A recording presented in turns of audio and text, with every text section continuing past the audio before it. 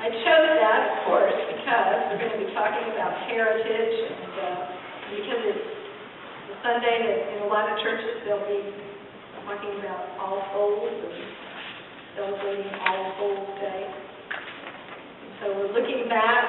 The theme for this month is roots. And so I'm thinking about roots in a few ways. Like the roots of a tree, the sermon could go in a number of different directions, but the sharing circle had a focus on roots as individuals, the roots that we have as individuals, and that by getting to know our roots, we can become more at home with our authentic selves. And who isn't trying to become more at home with their authentic self? A few years ago at the Bluebird Cafe in Nashville, I heard a song that I knew the meaning was significant. I just wasn't sure when I was going to use it. So I wrote the words on a napkin. And then as I was looking over the material for roots, I thought, oh, this is what I need that song. And luckily for me, I found the napkin. I don't know how many years it's been in that kitchen drawer. Here are the words to the song. And imagine blues, okay?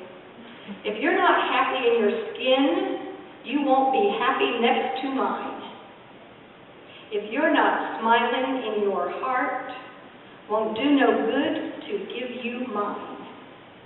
Be happy in that bag of bones you're in. That's my Halloween theme, too. This song is by Tommy Womack, who used to be with Government Cheese, and it's off an album called Daddy. How we grew up thinking about ourselves has everything to do with how we relate to people, to places, to ideas, events. The first place that we begin to be formed is in the family that we're born into. But when we're born into a family, we aren't just born into that immediate family. We're born into the family of ancestors as well. We are formed by generations of family. The ideas, places, people, events that shape our great-great-grandparents carry a legacy that continues to shape us and will shape the children that we bring into the world and the generations that they foster. Especially when you kind of have a sense of this family, which you will no matter what. And a faith community also shapes us. And that happens especially when there are values from that faith community that are reflected and reinforced at home. Now, you might be starting to think that we might as well all be Presbyterians, since this sounds a lot like predestination. The good news is that we have some ability to change the course of the future. Maybe not as much as you would like, but enough to make a difference. The rest of the song fits here. No matter where you're going, you're where you've got to start. Come on, get smiling in your heart. Come on, get happy in that bag of bones you're in. Come on, get happy in your skin. Roots are not something that I thought very much about when I was younger. The only family I really knew were my parents and my one brother. We lived in California until I was 13. My mom's father died before she married, so I never knew him. And my grandparents on my dad's side did come every summer, and my mom's mom, which was my Nana, came every other year because she alternated between her daughter in California and her daughter in New York. Sometimes the grandparents would bring a cousin for us to meet. I still have some cousins I've never laid eyes on. Their mom probably said to them, "Oh, honey, they're Unitarians." My grandparents knew about roots. When my grandmother on my father's side died, there were 6 generations of his family living in Pleasantville, Iowa. I guess my mom's family wasn't quite so eager to multiply. I think there were probably only 3 or 4 generations in Miami when my Nana died. And I didn't go to visit these relatives until my family started moving around after we left California. During the 3 years that we lived in South America, I got to visit those relatives in Miami because it was just a short flight from Barranquilla, Colombia to Miami. And I spent time there in the summers. We moved to Alabama when I still had a couple of years of high school left, and that put us within easy driving distance of Florida and also Iowa. So I began to get to know my relatives.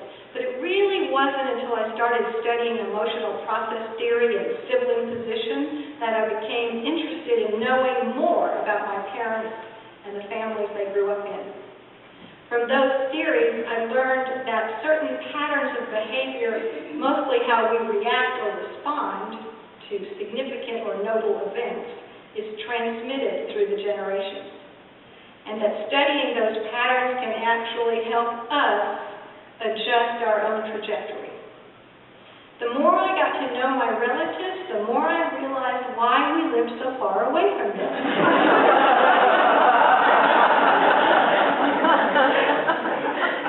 Not because they weren't good people. They were just very different from my parents. The big points of departure, as you might guess, were politics and religion. But my parents, especially my dad, had some very progressive ideas about raising children, of which I'm certain neither set of grandparents would have approved.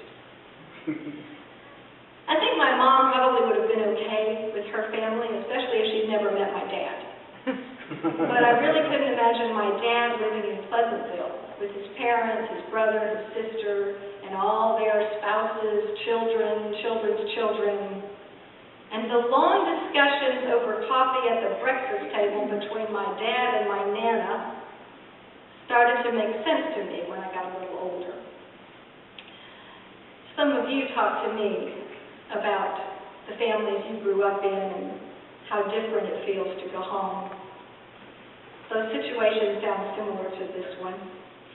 And as I talk, I'm going to be talking a lot about Unitarian because, first of all, that's the tradition that my parents were in prior to us joining as a Universalist and becoming Unitarian Universalists. And partly because I want to talk in a minute about the Unitarian controversy. So if you feel like I'm slighting the Universalists, that's my explanation. So roots go deep and wide, but they're still connected at the trunk. And getting curious about our family of origin helps us see patterns in behavior, like I said, that cross generations. And my dad joined the Navy as soon as he graduated from high school. His dad owned and operated a little coal mine, and he knew if he stayed home, he'd have to go down in the mine to work. And that was not what he wanted to do. And if he had, then I guess I'd have been a coal miner's daughter.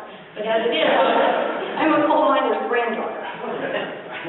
He met and married my mom around the time of World War II, and they moved around while he was in the military, and then after his 20-year career in the Navy, they retired to San Diego, which was his favorite of all the places he lived during his time in the Navy.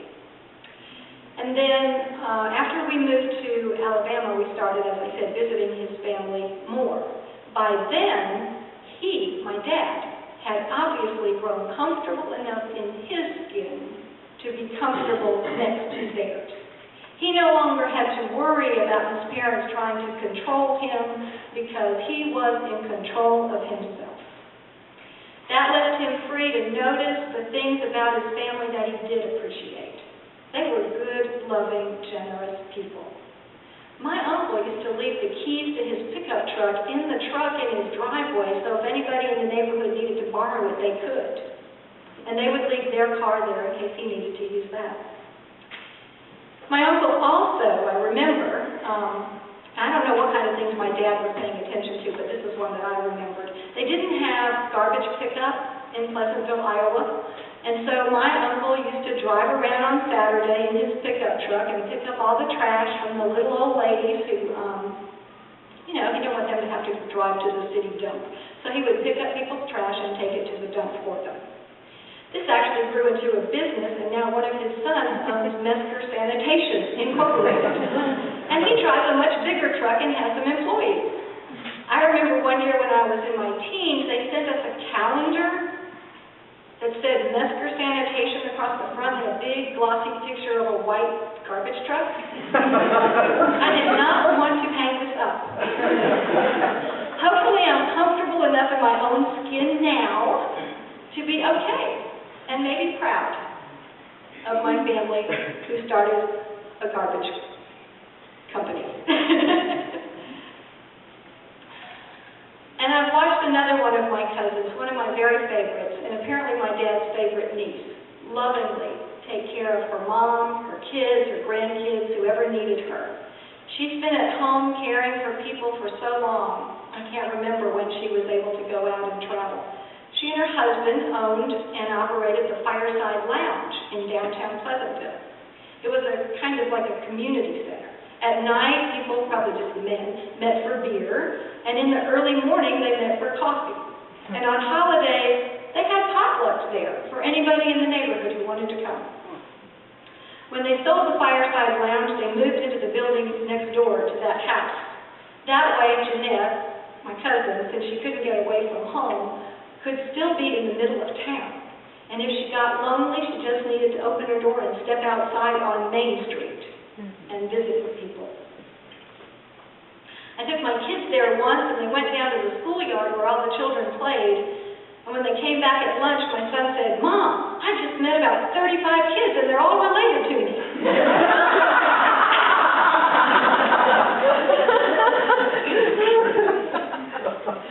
My mom and dad were camping with his family at a Fiddler's convention in Iowa when my dad had his heart attack and died. I'm so glad that he had reconnected with his family before that happened. I'm so glad I got to know them. Some people want distance from their families, and some people want to stay close. Either way, staying in relationship while holding on to your own thoughts and beliefs isn't always easy. Especially if the people you are close to don't seem to accept you for who you are or for what you believe. Getting comfortable enough in our own skin to be comfortable next to the people who want to change us, or at the very least are confused by us, is a lifelong work. In the same way that we might feel we need to distance ourselves from our family, sometimes people want to distance themselves from the church or faith community they grew up in. And others are happy to stay. Staying does not mean that people don't grow and mature in their religious or spiritual lives. Hopefully that's true, because some of us want to stay Unitarian Universalists. And sometimes it feels like it's unimaginative just to stay. When in Sunday school they're saying, "Look at all these things you can believe. Look at all these faith communities you can learn about and belong to. Could I just stay here, please?" I have clergy friends that have been Baptist, Presbyterian, Methodist all their lives. Once they went to theological school, some of them developed some very sophisticated theologies. On Sunday morning, they preach metaphorically, whether the people in the pews know that or not. And we know that most people in a Unitarian Universalist church on a Sunday morning grew up in another church. A lot of people who rebel against the church they grew up in find their way to Unitarian Universalist congregations. I suppose that's how my dad found it. And sometimes when they find things in the UU church that remind them of the church they left, they have strong emotional reactions and tell us, "That's not UU." I remember when lighting candles for joys and sorrows first started to happen.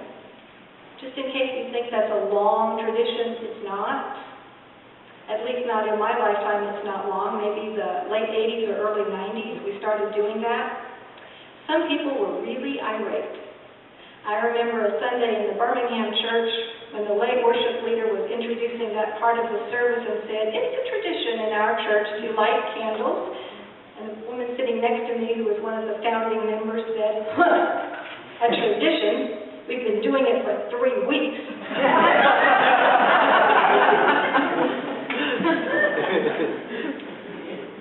In the same way that knowing our roots in our family helps us to know more about ourselves, knowing our UU roots can help us be more at home in our UU church. Although being at home here might mean revisiting the faith community of your past with new eyes and a new appreciation. We are trying to be happy in our own skin and happy next to everyone else in theirs. That's what covenant is all about. And being in covenant is one of the core principles that we've brought from our UU history. We are a people of deeds, not creeds, united by covenant. Our church grew out of a rebellion, actually several rebellions, from the mother church. First, in 1530, the Church of England formed in rebellion to the Roman Catholic Church and the Pope. They wanted to purify the church. And then 30 or so years later, a group of people still within the Church of England wanted to further purify the church, getting rid of all hierarchy and practices within the church that they said were not biblical. From these Puritans, three groups evolved. Now, the Presbyterians and the Congregationalists insisted that they were still part of the Church of England. The Separatists, who became the Pilgrims of Plymouth, broke away by way of Holland. And then eventually the Congregationalists came to Massachusetts Bay. They wanted to establish churches that were each individual and self-governing with no external hierarchy. They gathered themselves in covenant, not in creed. The Puritans were questioning where religious authority was to be found and how would it appear unto them. They believed the answer to these questions would come to those who were in covenant in the local church. Now, a writer for the Unitarian Universalist History and Heritage Society wrote, "They granted ultimate religious authority solely to that convincing power of truth evident in the understandings reached and tested over time by a body of loving individuals, mutually pledged faithfully to seek and to heed truth together in an ongoing community so long as their earthly life should last." Therefore, the Puritans rejected on deeply held theological principle the authority of bishops, of any ecclesiastical or civil body politic whatsoever, other than the local church. Each church elected and ordained its own ministerial and lay officers. So constituted, all their churches together formed the Standing Order of the New England Way. A community of independent churches, each governed by the decision of its members, yet in fellowship with other churches. So constituted in that way. So this fellowship meant that the ministers exchanged pulpits, they were at each other's ordinations and building dedications, weddings and funerals. And sometimes the ministerial and lay leaders of one church would offer advice or counsel to other churches. Sounds a little bit like our association of congregations, right? Their desire was to be a shining example of justice, peace, and good order, that city set upon a hill of Jesus' teachings. So things rocked along for a few more generations of people, and disagreements began to get a little bit louder between the Calvinists, who held to the doctrines of original sin, total depravity, predestination, and the Trinity, and the liberals, who rejected all of that as unbiblical and adopted positive doctrines of the nature of humanity and the possibility of continuing moral, spiritual, and intellectual growth. By the 1800s, this line was pretty severe, well-defined. Now, Harvard, at that time, was basically a school for training ministers, and both the liberal and the Calvinist ministers were trained at Harvard. All of those in the standing order still. The Unitarian controversy, as it was called, came to a head in 1805 when the Harvard Board of Overseers appointed the liberal Henry Ware to their vacant Hollis Chair of Divinity. Now, for those of you who go to GA, the Ware Lecture is named for Henry Ware. The Calvinists then concluded that they had lost control of training their ministers, and they organized and founded a new school, Andover Theological Seminary, in 1808. So again, from the UU History and Heritage Society, the basic disagreement concerned the extent of the church covenant. Calvinists Congregationalists insisted that Christian fellowship must be limited to members in agreement concerning many areas of doctrine, including the nature of God, human nature, and the nature of salvation. Liberal Congregationalist Unitarians insisted just as strongly that their church covenant could embrace all who wanted to practice the Christian life. At issue, though, were such different conceptions of human need and human nature that the liberals and the Calvinists couldn't even agree on what to argue about, she wrote. And so they argued about everything. Following the logic of family infighting, one dispute led to another. Eventually, the argument came down to who really owned the communion silver and the building. Some churches split and some held together. The designation of those that held together, though, was dependent on the minister. Even though the church would have a sign out front that said First Parish, like it always had, if the minister was Harvard-trained, it would be called a Unitarian church, and if the minister was trained at Andover or Yale, it was Calvinist.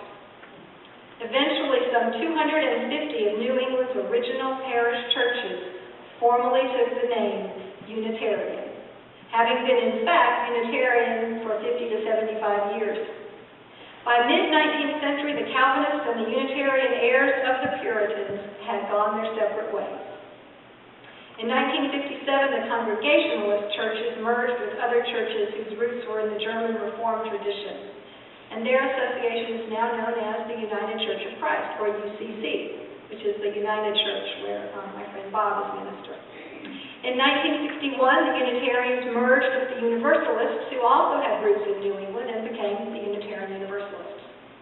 Now, what the Unitarians hung on to, and what is still at the heart of who we are the concepts of covenant and congregational polity. Although our understanding of who is invited into covenant is radically different. Later, the Universalist belief in universal salvation made an easier argument for a more inclusive covenant. In those early congregational churches, when a person signed the book, they entered into the covenant. Signing the book was signing a promise. Each church wrote its own covenant, just as we wrote ours, and some were long, but the covenant of the Salem Church, written in 1629, is an example of a short one. We covenant with the Lord and one with another, and do bind ourselves in the presence of God to walk together in all His ways, according as He is pleased to reveal Himself unto us in this blessed word of truth. Reverend Bill Sinkford, who was the previous president of our Unitarian Universalist Association, spoke to his congregation in Portland, Oregon recently about covenant. He wanted to impress upon his congregation that life and the power to shape it are gifts to us. Our covenant making, he told them, is a response to the gift of life. We covenant with one another in the creation of this particular community because it is our expression of our best authentic selves in relationship to one another and to the larger life we serve. So, in conclusion, and hoping someone has called for George, our covenant is with one another and with the Spirit of life that sings in our hearts all the stirrings of compassion. As we walk together in the ways of this covenant, may we be grounded by roots, inspired by wings, and may our doors be wide open, inviting all who choose to walk with us, welcoming all who choose to walk with us in our aspiration of giving life the shape of justice. May we be so.